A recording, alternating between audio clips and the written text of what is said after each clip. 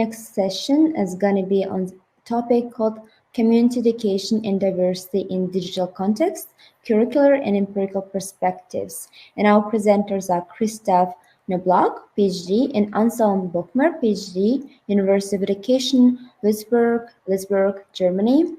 And I tried to check the spelling before and the pronunciation as well, so I hope I did not mess up. Thank you.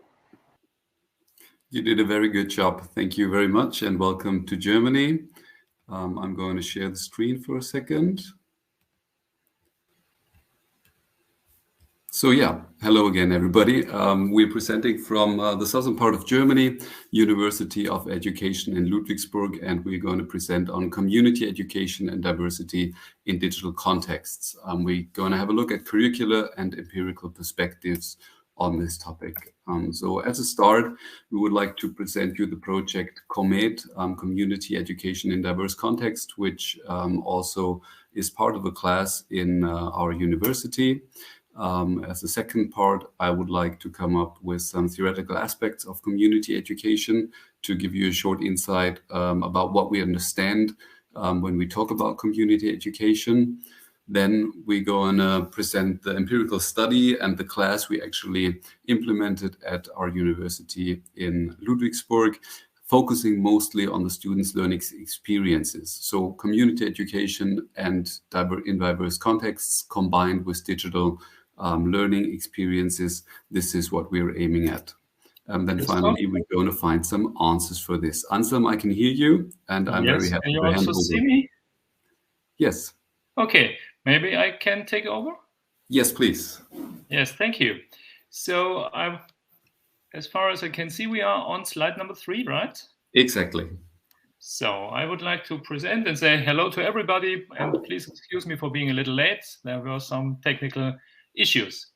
But what we would like to present today is the combination of community education and diversity as two crucial interdisciplinary topics for education in times of transformation as we have at this time.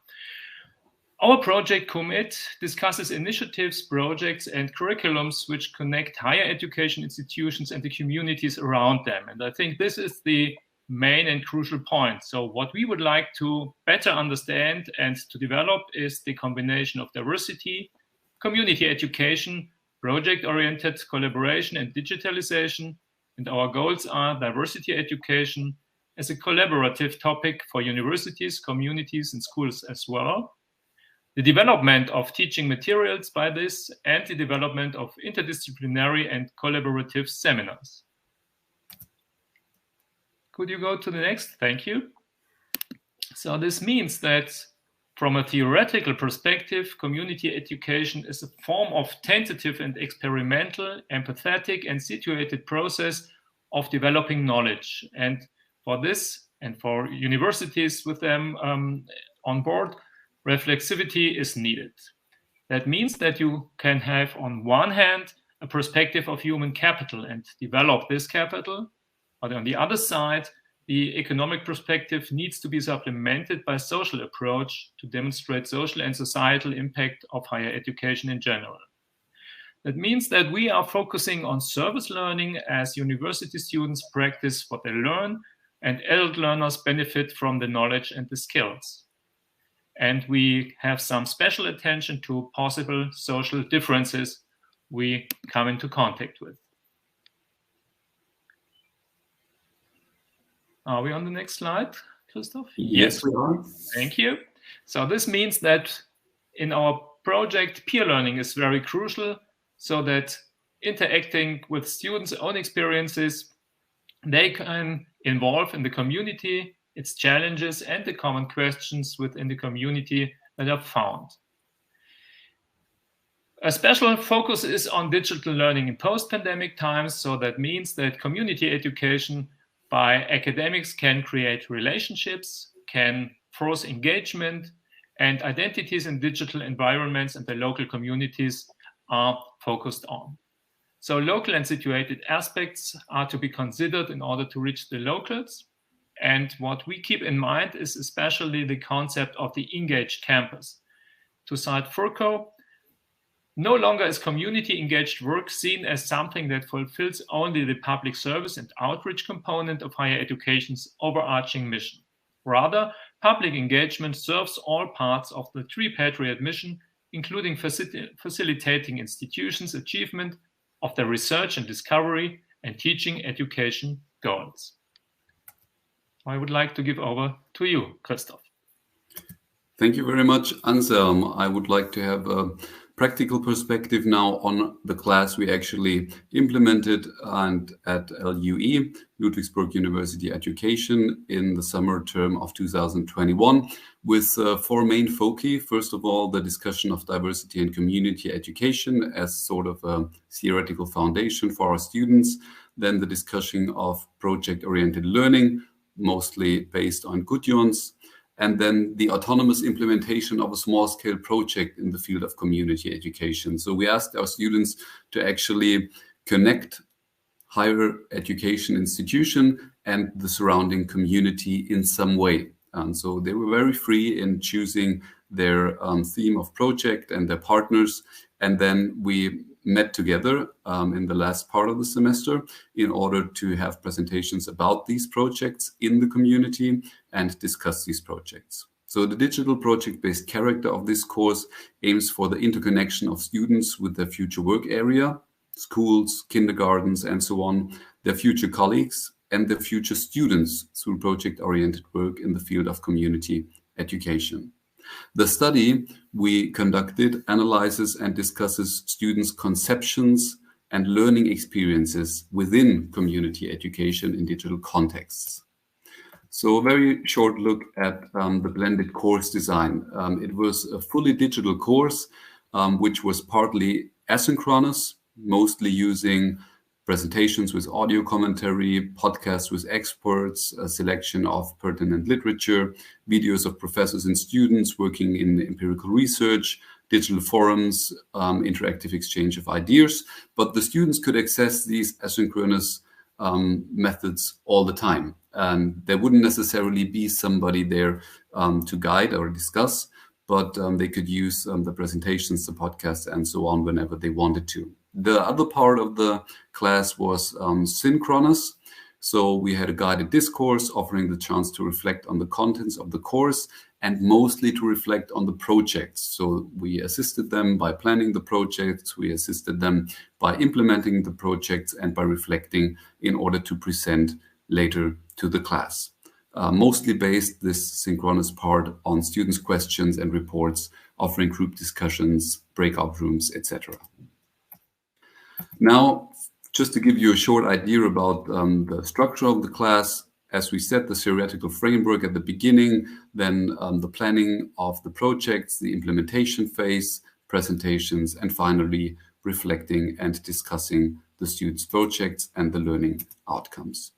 Now, we developed a qualitative study in order to find out what the experiences of the students were in digital contexts connected to community education and project-based learning. It is a digital study, as we were not able to actually meet the students in person, looking for a very flexible research process to produce various findings and to meet the COVID regulations of the time. It is sort of a rather new technique because we used semi-structured qualitative interviews, but we carried them out in an asynchronous digital way. With some pros and cons, certainly a pro that it encouraged the respondents to reflect on their answers.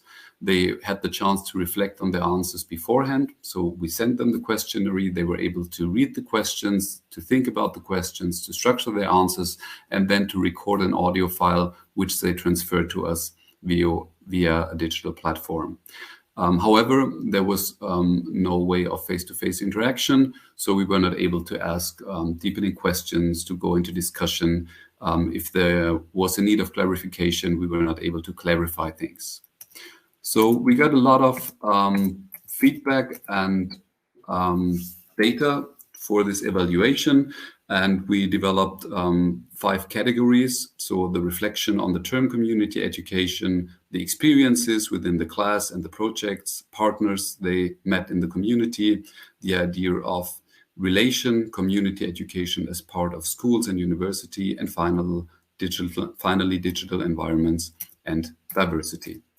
Let me give you some ideas about the outcomes of this study. So first of all, what is community education for the students we worked with? They didn't necessarily come into contact with the term community education beforehand, even though they did have experiences in community education, but these experiences might not have been active experiences which they were aware about. So students said, community education basically is the complete life of the individual as a related network. That is the community and education within the community. We also discussed various social spaces and their physicality, networks of individuals, mostly families and friends. When some of these diverse spaces are connected, potential for education arise. So many students reported about their projects and how they connected different partners in higher education sector, in schools, kindergartens, and the community, focusing on a certain topic which is rooted in the broad field of diversity education. So community education has the potential to bridge gaps between diverse social spaces, as encounters and relationships play a crucial role. This is what some students told us. It is very much about encounter, even though this is mostly digital encounter in this example. And encounter leads to relationships. These relationships open up spaces for education. Students mostly use a mix of digital and face-to-face interaction as far as possible at this point of time within their community projects, and they mostly appreciated the autonomous organization of this mix. So autonomous working, autonomous organization was also very important to the students we worked with. Secondly, experiencing community education, different areas coming together, various collaborations led to experiences of membership.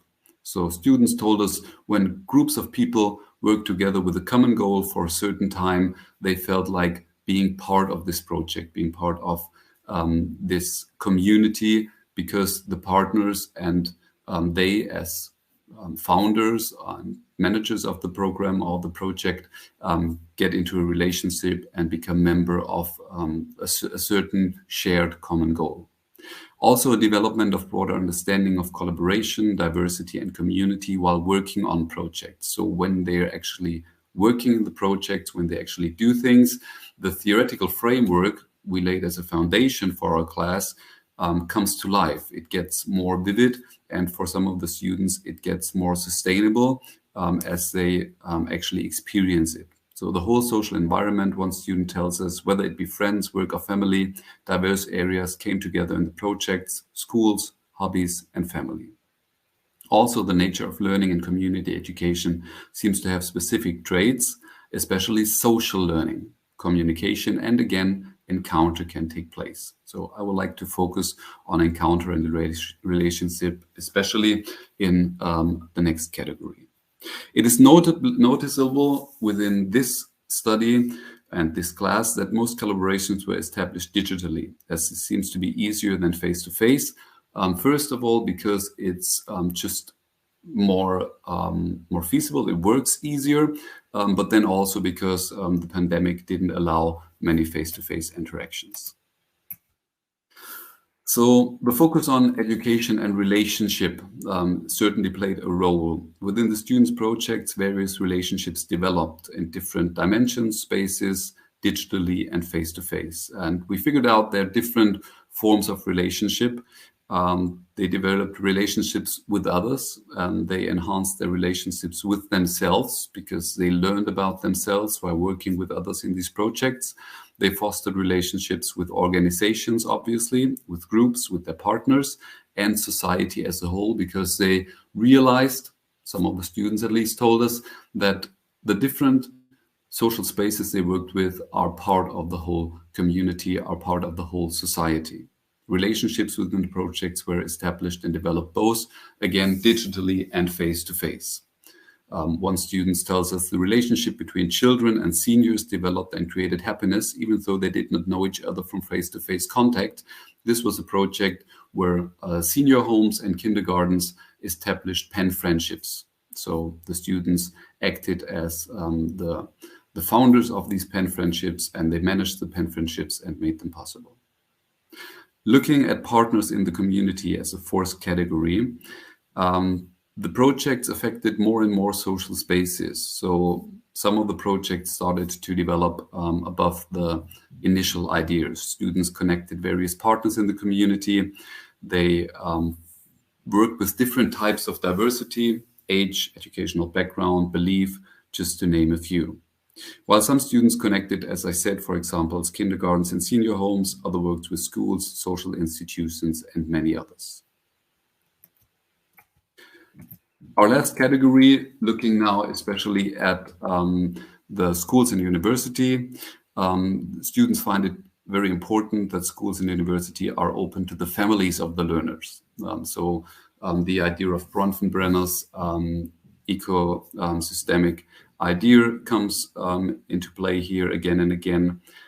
Collaboration between young and old people, but then also that the family sees what the child is doing and what kind of school, what kind of different social and educational backgrounds the school comes up with. So parents actually want to know what their children are involved in when it comes to the educational settings.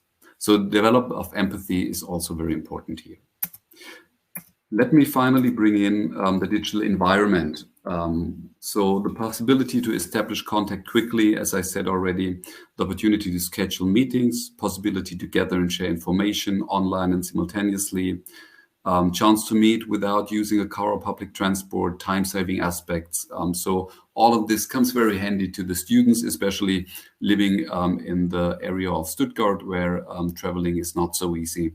If you don't live close to campus, you usually need quite some time to move to actually commute to university. So in contrast, however, students who chose face-to-face modes emphasize that the necessity of face-to-face interaction, as many participants cannot handle, they require digital devices independently. So thinking about very young children or about seniors, most of all. Additionally, some report that they experienced an unobstructed flow of information and communication in these face-to-face encounters. So they felt, I quote one student, closer to the partners when they met face-to-face. Also, the use of certain materials, pictures, items may have a better effect when they're not used digitally, but in face-to-face situations. So digital tools often used for establishing contacts, organizing schedules, and so on. However, the use of digital tools in the students' projects also shows limitation. Just one quotation out of our data: to offer video calls instead of handwritten letters would have been too far from my initial idea of a pen friendship. So even though communication would have been possible, the idea of having a handwritten letter, a drawn picture by a child for a senior, certainly is different than just showing a picture on the smartphone or a tablet. I would like to hand over for our outlook to my colleague Anselm again. Yes, thank you, Christoph. So what does that all mean? Which kind of outlook could we gain? First of all, the documented data show the impact of community education for our universities in general and for teacher education in particular. That means that organizations of higher education can connect with surrounding actors, organizations, structures, and processes. And by this, teacher education organizations prepare a learning space for all involved. And blended project-oriented learning can play a crucial role in this process, as it brings together the different positions and the different actors. Just one quotation: every student should implement a project in social spaces. I was very surprised and proud of my group. As future teachers, we can have a positive impact on social spaces. So I think this shows very clearly that this was a huge effort for the student. Also, these new learning spaces, the community spaces, the social spaces, they produce awareness for social differences and unique learning content. So the students not only learn from books basically about social differences and out of their private life, but they actually engage within different social spaces. Therefore, future teachers get an idea of what they might need in a more diverse and complex societies. The digital environment the students and we youth can play a crucial role in developing and fostering this collaboration with partners in diverse social spaces. And students should be prepared to use these digital tools to reach out to communities in fast and efficient ways. So reliable and sustainable relationship between schools, universities, social spaces certainly can be supported by flexible and creative use of digital environments, but I would say they also need face-to-face interaction.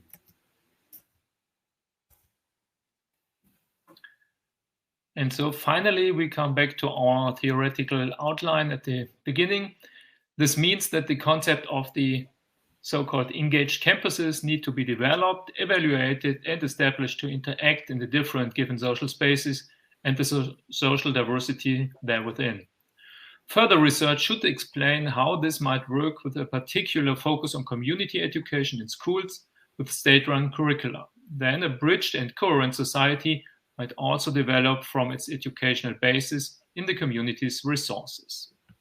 And this is the final perspective of our project. And also on behalf of my colleague, we would like to say thank you for listening. Thank you very much.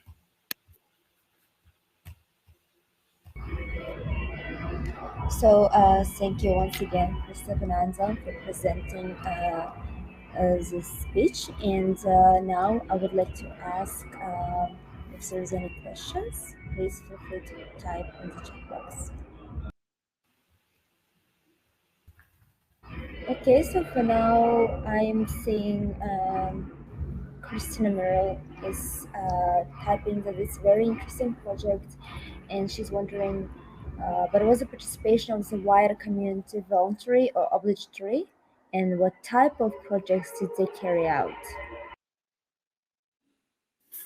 I might answer to the first part of the question.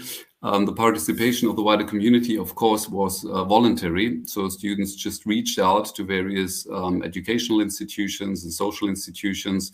But the feedback they got was mostly very positive. So firefighters joined in, kindergartens joined in, and many others. So they also contacted hospitals, which was a problem because of data insurance and things, but they were able to at least get interviews with staff from hospital, which they could use for the projects. The second, maybe I'll also say some things about the second one as well. The type of projects, some of them established a choir between educational institutions and different clubs, like sports clubs and so on. So they met on the basis of music. Others established, as I said, the pen friendship. Others, again, did kind of a video chat protocol because the fire department, between the fire department and the primary school. So primary school children could talk to firefighters about their profession, but not just about like fires they were facing, but also about fears they were facing and about the job pays off. So whatever primary students might be interested in when talking to firefighters, and a lot more. So yeah, very creative projects from the part of the students. We were quite surprised. All right, Christina is saying thank you in the chat box. If there is any more questions.